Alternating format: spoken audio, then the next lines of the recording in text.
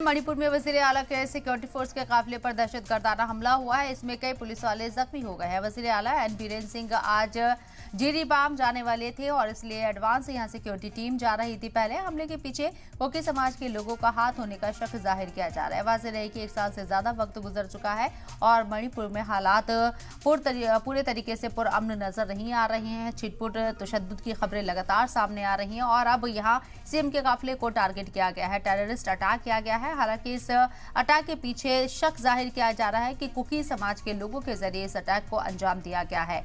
N Biren Singh हालांकि पूरी तरीके से महफूज हैं, किसी तरह की कोई चोट उन्हें नहीं आई है क्योंकि वो इस काफिले का हिस्सा नहीं थे। लेकिन सिक्योरिटी जवान जख्मी हुए हैं। कई सिक्योरिटी जवानों को चोटें आई हैं जिनका इलाज चल रहा है।